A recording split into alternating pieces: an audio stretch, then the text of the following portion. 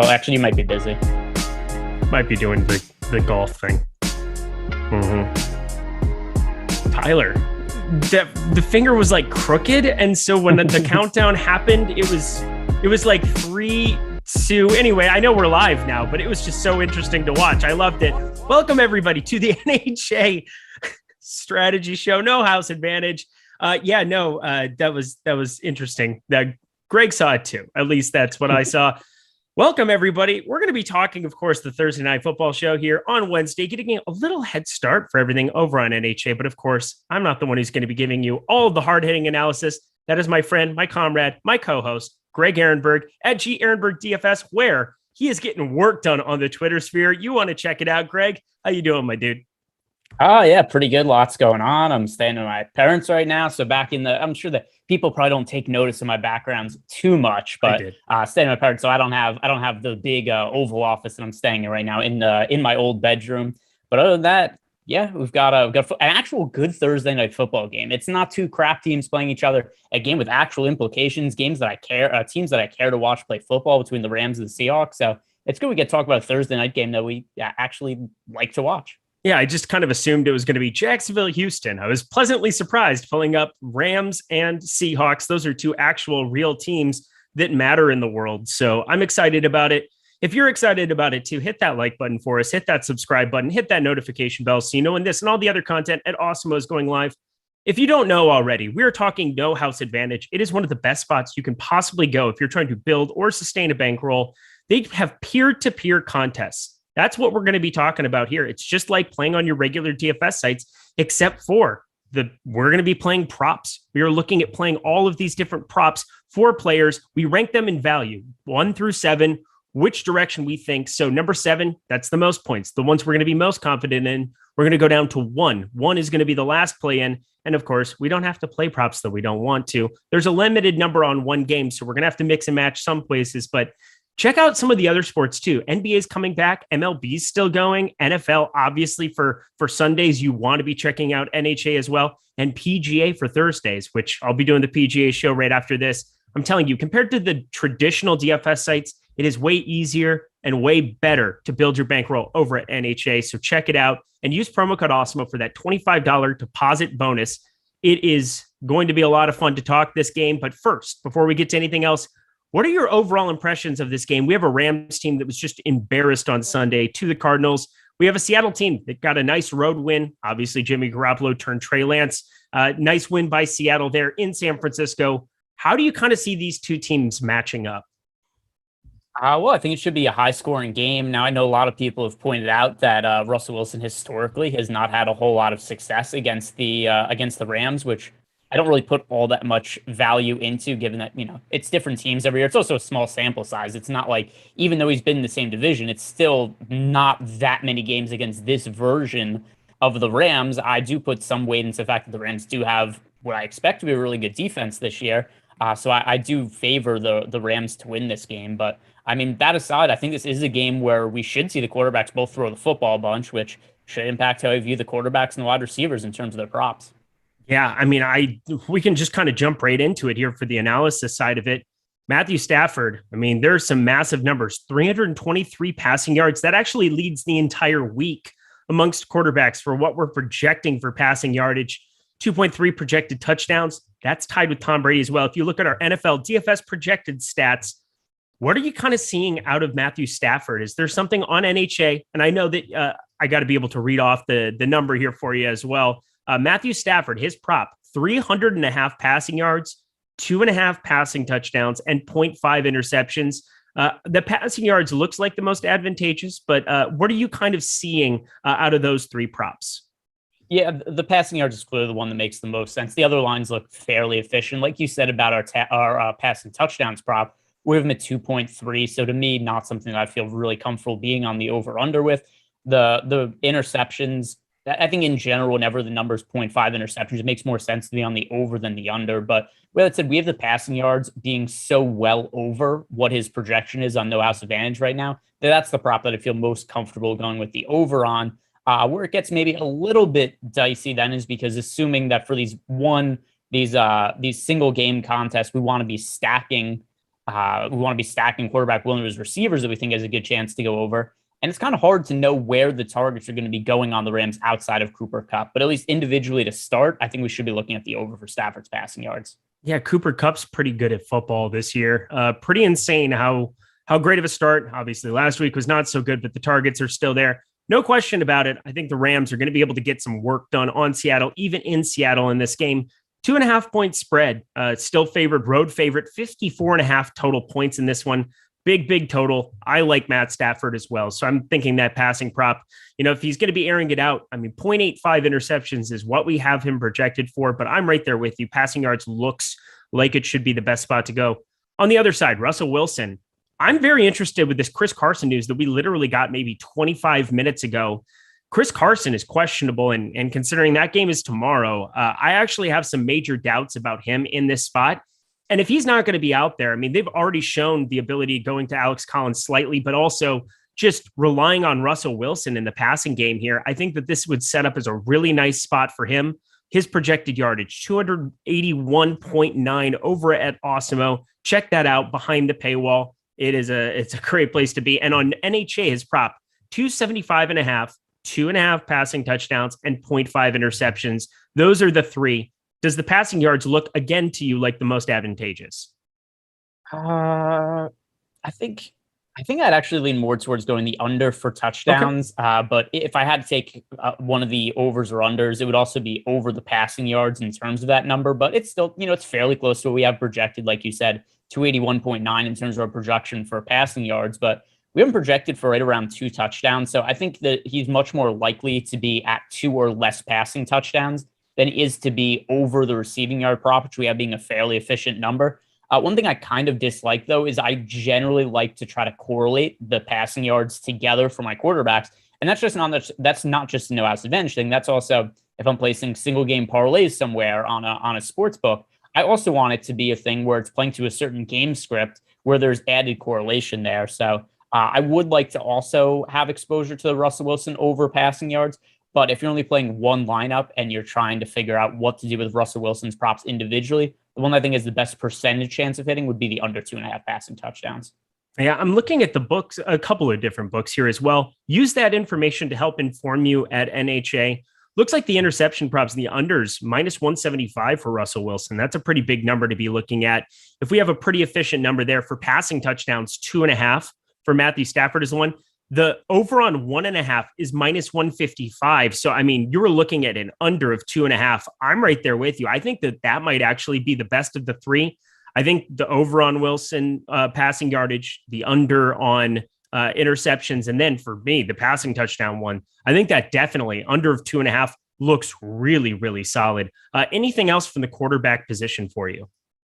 No, just the two of them, and I think pretty clearly. I think pretty clearly Matthew Stafford, the over passing yards is the one that's most advantageous. Then for Russell Wilson, if I had to pick a side on the passing yards, it's over, and then the touchdowns the under. But the interceptions, we don't have them throwing them any interceptions this game, so that line also fairly efficient. You're so sharp with props, with futures, with everything else. I just love doing shows with you when you're like, nah, I don't really want to do that. I'm like, all right, cool. Sounds great. We're going to move on. We're going. Well, also at least, if it's wide receivers, we kind of open up the floor and be like, oh, there's all these wide receivers to talk about. And, we could bring up, Van Jefferson, Robert Woods, Cooper Kupp, DK. Like there's a handful to talk about. There's only 2 quarterbacks. There's not like some other third quarterback. I know, Greg. It's just endearing. You're a man after my heart in different ways. I'm going to continue talking. Here we go. Running back. We've got Chris Carson. I referred to that news. He's questionable. That is a big deal in terms of what we expect. There's no Alex Collins that we have to worry about on this slate. The number of players, the props also do not change. The numbers on these props won't change regardless of stuff, regardless of anything else. I'm really looking forward to trying to short as much Chris Carson as I can, even in the event that he is up there and he is ready to go. His prop is 70.5 rushing yards here, 0.5 rushing touchdowns. Do either of those to you look advantageous? I kind of feel like we just need more information here from a couple of standpoints. Number one, obviously, is he playing? Is he not playing? But then even if he does play, is there a chance that he's going to be limited? So, with that in mind, the numbers seem pretty close to what our projections are. But then also that's assuming that he's full go, which who knows at this current point in time. So to me, it's just something we don't have enough information to really know. But even if he's out, I don't think it massively changes the overall construct of this game. Like, I don't think the Seahawks look at their game plan and be like, oh no, Chris Carson's out, we have to throw the ball 80 times with Russell Wilson. And I don't think there's situations like, oh, Chris Carson plays, now we're going to run the ball more. I think if Chris Carson's out, we just kind of see Alex Collins step into the role, and it's just a swap overall in terms of usage, in terms of playing time, targets, and all that. So to me, Chris Carson, just more information on if he's playing or not, and if he's going to be limited. Obviously, if he's playing and he's limited, then you just pretty confidently hit the unders on the rushing yards and the rushing touchdowns. And remember, he's got to be active. If he's inactive, do not click on his name. Do not pass go. Do not collect $200 because you will not win anything. You will get a 0 wherever you place him. So do not be shorting Chris Carson if he's inactive. If he's active, period, end of story, and you hear that he's going to be extremely limited or might not even see the field, yeah, you want to be shorting him. Absolutely no question about it. Let's talk the other side of it. Darrell Henderson, another guy he's got like an eternal question mark next to his name, 60.5 rushing yards, 0.5 rushing touchdowns. I mean, right now, those look pretty efficient. Is that just going to be a stay away for you? I guess so. One thing that is kind of encouraging, though, about Darrell Henderson is he's playing almost every single snap for the Rams. And I thought there was a chance that last week, him coming back from injury and with Sony Michel in the mix and getting more acclimated. Now, I thought that we would see Darrell Henderson and Michel in kind of more of a timeshare. Wasn't the case. It was still the bulk of the playing time, bulk of the snaps going to Darrell Henderson. So if I had to pick a side, it would be the over. But like you said, also, it's so close to what our projections are that I think we're probably best off looking elsewhere for value, because my lean towards the over here is very minimal. And it's not something I think has a massive ROI to it, unlike some other numbers we've talked about, like, say, the passing yards or the under passing yards for Matthew Stafford or the under passing touchdowns for Russell Wilson, which is something that we saw Ryan Nelson in our YouTube chat said that if you look at sports books, for Russell Wilson, 2 passing touchdowns, the under is minus 240, and there is nothing like that to worry about. No house advantage, just over under 2.5 passing touchdowns. So, I consider that. And I think those kind of props to look at are much stronger than any kind of thin play we have in Darrell Henderson. Yeah, I was going to give him I gave him a shout out in YouTube chat. Getting a shout out on the show is much better. So yes, thank you, Ryan Nelson 02. For the info on that. I couldn't find that number. It only had him listed at 1.5 at one of the places that I was looking at. But I also just missed over that Sony Michel has a 35.5 rushing yard prop.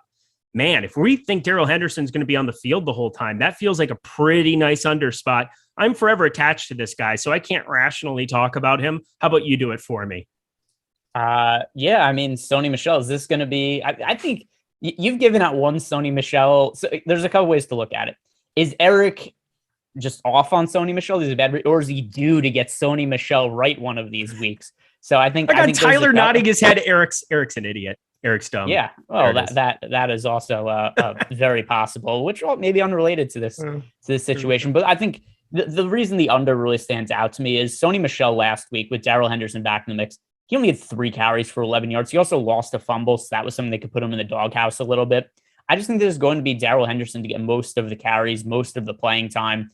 And I also get that last week's game was not the most advantageous for a running script, being that the Rams got absolutely smoked by the Cardinals last week. But still, Darrell Henderson ended up carrying the ball 14 times for 89 yards compared to just 3 carries for Sony Michel. So you consider that, and also that Henderson's going to be on the field more in passing situations. I think the bulk of the playing time here is going to go to Henderson. I feel pretty good going to unders on Michel.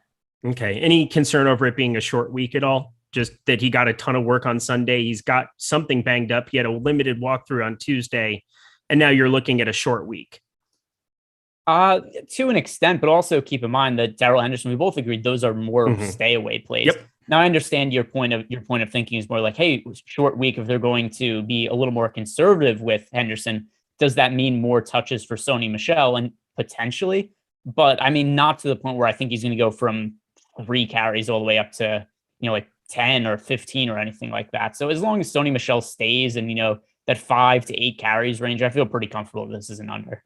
No, I agree with you. I just wanted to play a little devil's advocate there. I thought it was just an important thing to touch on before we get to wide receiver. But before we even do that, NFL Express Weekly Pass right now at Awesemo, $3.95. It's basically nothing. That's like one entry in the $4 just use the tools that we have here, whether it's DFS player and ownership rankings, expert Slack chat. If you want to be chatting to Greg, everybody else here, I know somebody just hit me up with some golf questions. We're going to be on that in 13 minutes here, but we're going to finish out NHA here first. We have showdown and single game contest stuff. We have NHA projections. We have so much stuff from the NFL DFS angle. It's just ridiculous how many tools we have as well. And just at $3.95, such an easy gateway to be able to see what we have behind the paywall. Plus, for season-long players, strength of schedule tool, trade value tool, fantasy streaming helper. We have tiers contest projections. We have so much stuff. And just $3.95. Stop guessing, start winning, and check out Awesemo today. All right, we got the wide receiver position. This ought to be fun because that's really what we're looking at. 54.5 total. We got to start at the top with Cooper Kupp here. Cooper Kupp in our projections, just kind of nearing 100 yards, and he's damn near breaking the thing. We're looking at 90.5 receiving yards and 7.5 receptions. I can't remember seeing a prop that high on NHA for a wide receiver in a long time, but Cooper Kupp, 7.5 receptions, 90.5 receiving yards. What do you think about those?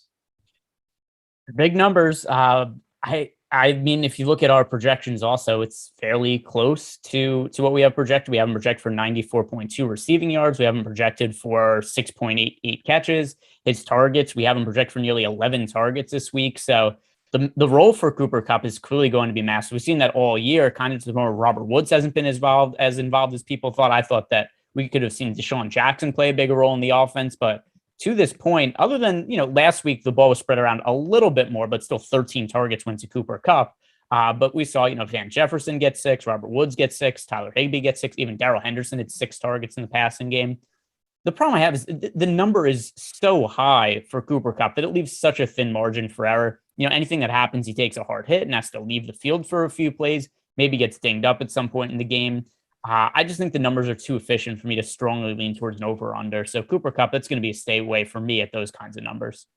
So going to the rest of this Rams team, it looks like Robert Woods, his reception yard prop is a little bit high on everything. We've got 60.5 for him. For Deshaun Jackson, the big play specialist, if he catches one ball, he could screw you over, but 35.5 receiving yards. I think we're looking at maybe an under there as well. And then Van Jefferson, last guy there, 35.5 receiving yards for him as well. Do any of those numbers really stick out to you?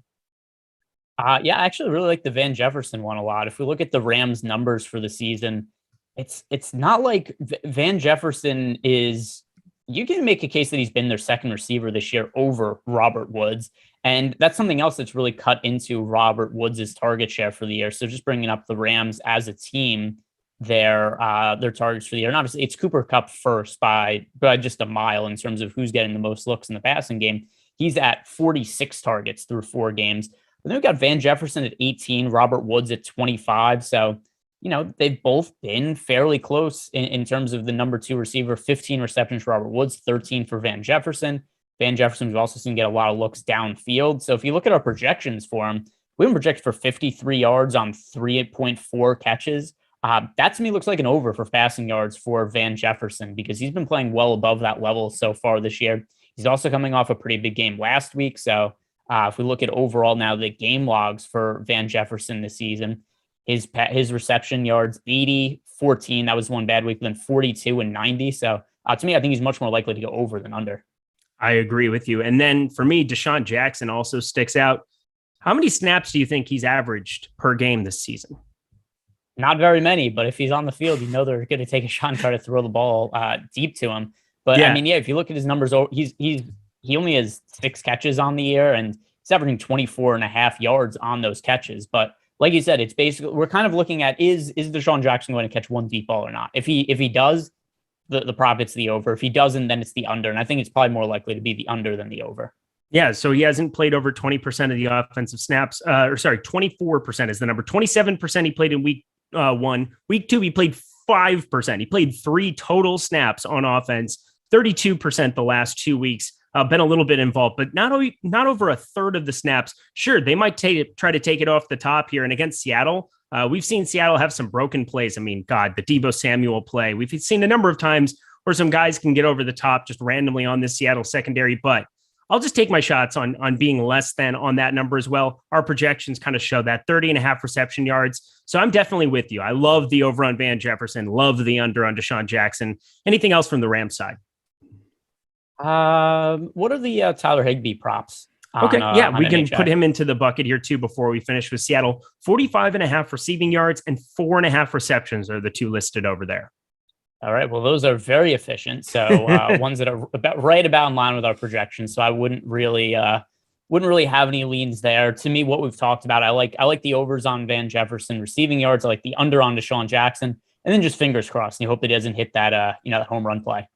Right there with you. All right. To round it out, we got Seattle passing game. We've got Tyler Lockett, 75.5 receiving yards, 5.5 receptions, 4. Let me find him here. I know he's got to be here. Maybe he's not. Metcalf. DK Metcalf. There he is. 80.5 receiving yards, 5.5 receptions for him. So 5.5 receptions for each of them, 80.5 and 75.5. So DK Metcalf projected a little bit higher than Tyler Lockett. Our projections have that as well. But do either of those numbers look efficient to you, or anything that you could take advantage of with those two? They look very efficient. Yeah. And if you look at the numbers so far for DK Metcalf and Tyler Lockett here, Lockett has been the number one receiver overall in terms of production, in terms of targets. I kind of think that's going to change going forward. And I always have this feeling also where if you look at the season last year with Tyler Lockett and DK Metcalf, these two players were so negatively correlated where there weren't really games where it's like, oh, it's a big DK Metcalf week and a big Tyler Lockett week. They kind of alternated a lot of weeks, and more so it was actually Metcalf than Lockett. But Lockett's outlier games were so far outliers to be like, oh, Tyler Lockett, he only had, 4 catches for 30 yards last week. And then all of a sudden it's like, oh my, 10 catches for 300 yards and 4 touchdowns for Tyler Lockett. But I think the one way to look at this is to, with the numbers being efficient, is maybe look at an over for Tyler Lockett and under for DK Metcalf, or vice versa, whichever way your lean is. And that's the way that you could kind of capture at least some correlation in your lineup, because we're getting to a spot where you have to pick some of these players. And if the lines are going to be efficient, I at least want it to be something that makes sense from a lineup building construction. To me, I feel more like going towards DK Metcalf just from the standpoint of I think more people are going to be on Tyler Lockett this week, given the numbers so far this year. So my lean from a GPP perspective would be over on Metcalf and under on Lockett. And that is what we're looking at. The GPP this week over on NHA, $5,000 Thursday Night Football Showdown, $2K to first. Big number to first here, 52 of 300 in that right now. It's $20 entry. I mean, the last couple haven't filled. I'm telling you, this is where you want to put your money. Use promo code Awesemo to get over there. That is the last receiving prop that we really have. Those are the only 2 players listed on NHA to play from a receiving standpoint. But thank you to producer Tyler over there putting the lineup together as we go. We love the over on Matt Stafford, Russell Wilson under on the passing touchdowns, minus 250 basically was the number you're looking at, or minus 245. What a great spot to be going with that. All the other props that we had going there. It was a lot of fun doing the show. Oh, thank you for throwing it back up there. Sony Michelle, we love the under on the rushing yards as well. Van Jefferson, mix and match those plays, have more than one lineup where you're able to, move them around in the event that like the 7-point prop doesn't come through. Put it down to 1, mix and match a couple of different ways, but correlating your lineups, another thing to look at from a GPP perspective. But so much fun to be playing over at NHA. Take advantage of all of the promotional stuff we have going with them. Take advantage of playing these props in addition to your DFS portfolio. But anything to kind of round it out for us today, Greg? No, not really anything in particular. But how can people get a deposit bonus over on No House Advantage, Eric? Couple times. Yeah, look at this. We're just throwing it out there. Promo code Awesemo. Get that $25 put into your account for free. It's as good as it gets. Greg, thank you so much for all your analysis today. We've got 2 shows coming up later in the day. I'm going to be on both of them. We've got the PGA Live Before Lock show, and then it's going to be Josh. It'll be Josh, Terry, and myself running it back for the MLB Live Before Lock right after that. So don't go anywhere. Stick to the channel. He's Greg Ehrenberg. He's the man. I'm Eric Lindquist. I'm just a man. We'll see you later.